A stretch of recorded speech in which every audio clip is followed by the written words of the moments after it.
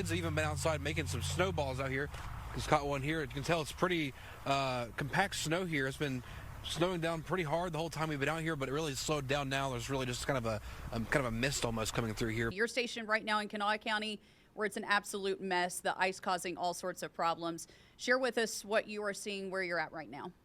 Yeah, an absolute mess is a great way to describe it, Taylor, because there's just a mess on the roadways, a lot of slushy, just ice, water, all kind of combined together to make this probably not ideal texture for driving on right now. But also, you can see behind me, there's trees everywhere on this road. I'm on Washington Street West.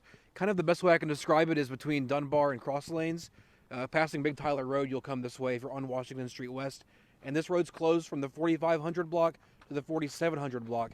You can see there's an area here where I'm standing where drivers could make it through if they needed to, but really they're meeting this tree up here with all these lines down and they can't get anywhere. And you can just see how massive these trees are. I'll kind of have our photographer bring the camera over towards me to show you just how massive these tree trunks are. They've done some work on it already, but we've been hearing what really sounds like gunshots almost, big popping sounds in the distance, trees coming down.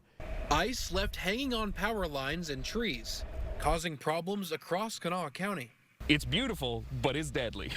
Countless trees falling all over the roadways, leaving some people on edge. The whole time I was at the back window just watching and waiting for something to happen. Luckily, nothing has fallen in our yard. Our neighbors had a big old tree fall down on top of their wood pile, so I guess that's convenient. Thousands of Appalachian Power customers are still without power here in Kanawha County. Snow is falling down, conditions are getting worse, but crews are making their way in from out of state to make sure the power gets turned back on. Well, I feel sorry for the men that we're working for that are repairing the poles and damages because, you know, they came from their families, they're freezing, they're absolutely exhausted, they're working around the clock nonstop. Derek Collins has lived without power or a generator since Sunday morning. He says nothing could prepare him for days without heat. We went to sleep last night and it was fairly comfortable, and then we woke up this morning and it was frigid. Thousands of repair crews are dealing with rough terrain, but Appalachian Power hopes to fix 90% of these outages by Tuesday night. We're moving some additional crews into the Kanawha County area where there are a large number of outages, and we're using a lot of specialized tools and equipment to get people's power back on as quickly as we can, and that includes assessments by our drone teams. Customers like Derek Collins say they're using candles, gas heaters, and plenty of blankets to make it through. None of that is heating the whole house, though, so we're staying in small areas where where we're keeping the heat. AEP crews are battling icy roads, lines, and falling trees, all causing delays across West Virginia. In Kanawha County, Luke Hamilton, WSAZ. Definitely that bridge. I think definitely the scenery going up around. I mean, you can see all down into this little valley here. Like, it's just a lot of little scenic views. John Feckety is the director of the trail system. He says Braveheart was a challenge to open, but it's all part of the plan to boost the local economy. The Braveheart trail system is actually connected to multiple communities. You know, Gilbert, Williamson, Matewan, Delbarton. A group of riders from Pennsylvania on their third trip to the trails, saying the hospitality and amenities keep them coming back. We spend a good part of the day on the trails, but then we like to go out to eat, like find a nice restaurant to go to. And for some, it's about finding a good place to stay. Fantastic. It's like being at a second home. Feckety says there's a plan to keep up with new riders traveling in to take on the new trails. People stuck in icy conditions, now dealing with a busy bridge, unexpectedly closing on Middle Fork Drive. This is total shock to me.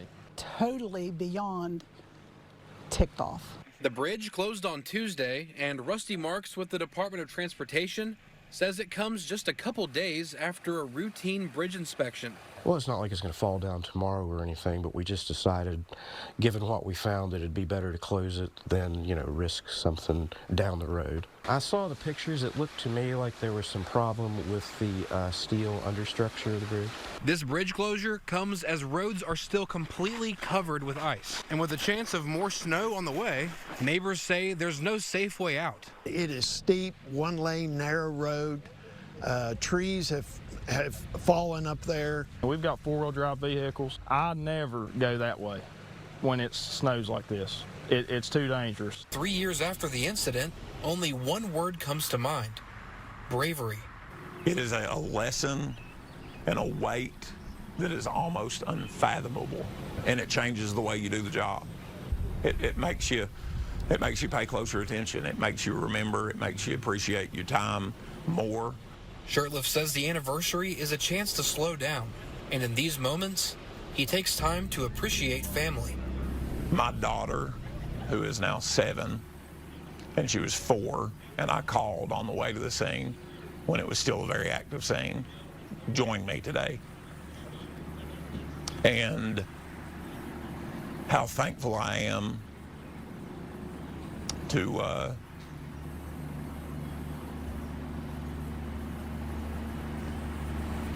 be here to raise her.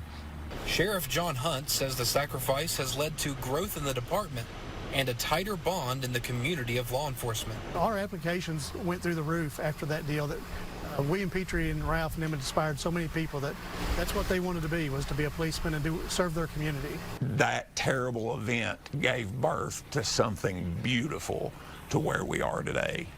And that's really the shift in the grieving process that we're at. Shurtleff says the memorials won't stop here, hoping to remember these heroes long after they're gone. In Floyd County, Luke Hamilton, WSAZ. The ice is dangerous for anyone behind the wheel.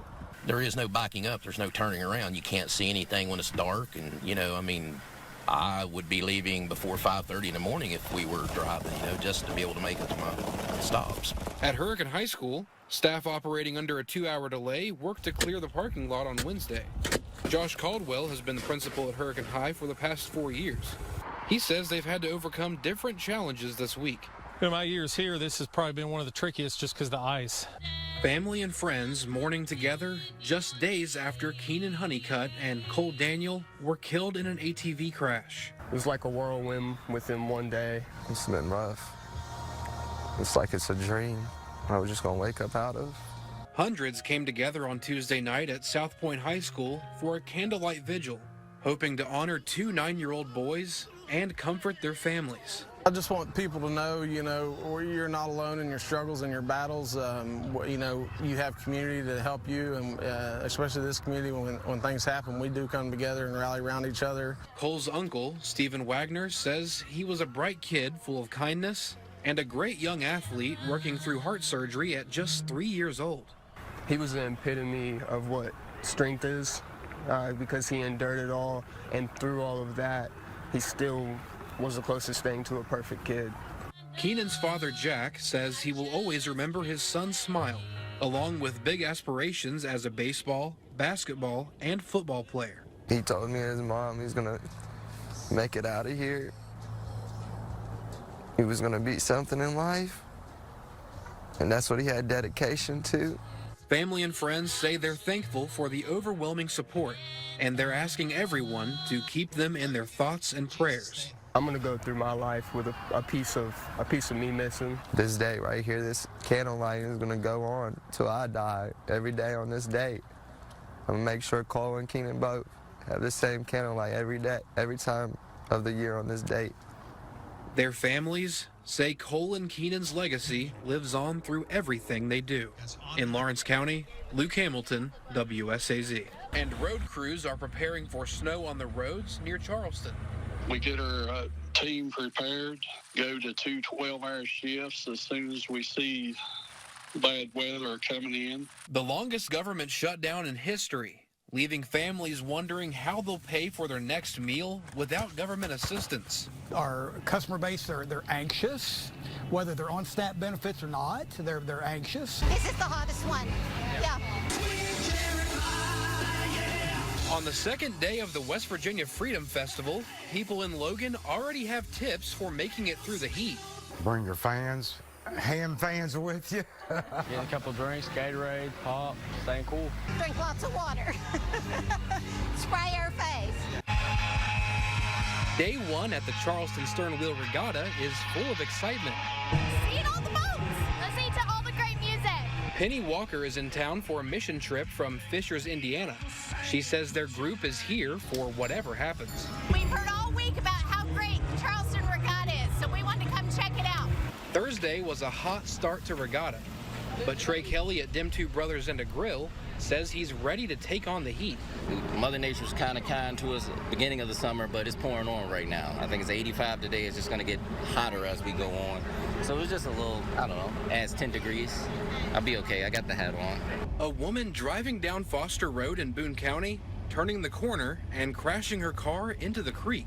I heard metal hit rocks, and I know that's not normal. And I go in there and I look through the window. I see this car smoking. And I wake up my mama. I say, "There's a car on fire in the creek." 9-year-old Jackson Brown heard it all happen from his grandma's house, where they called 911. At the same time, another young man stepped up. God blessed us with somebody that would help out. Hayden Johnson works for Frontier, and when he saw a flaming car in the creek, he quickly jumped into action.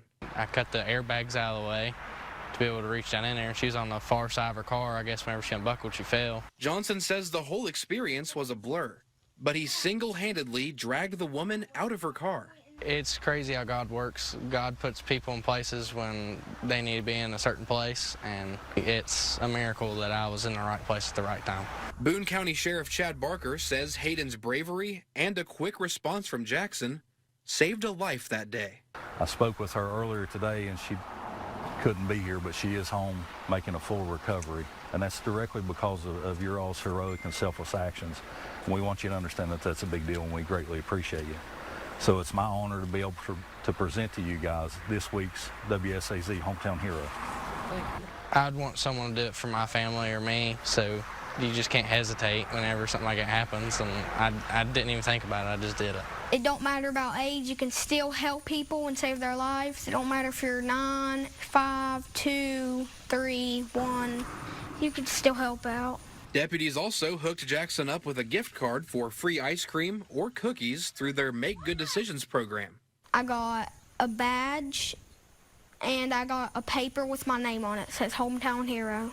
Both heroes say when looking back, they're inspired by each other. It was kind of crazy because it was scary just to see that you have to reach down in a burning car to pull somebody out, but I think it was a good idea to help out and just pull them out of the car. I really think it's human nature. I really do. I think when you're presented with a situation, you decide to act, your instincts take over and you do what you feel is right. These brave young men looking back on a shocking day. You'd never think in a million years something would happen like that to someone. And they'll never forget saving a woman's life, setting an example for everyone. In Boone County, Luke Hamilton, WSAZ.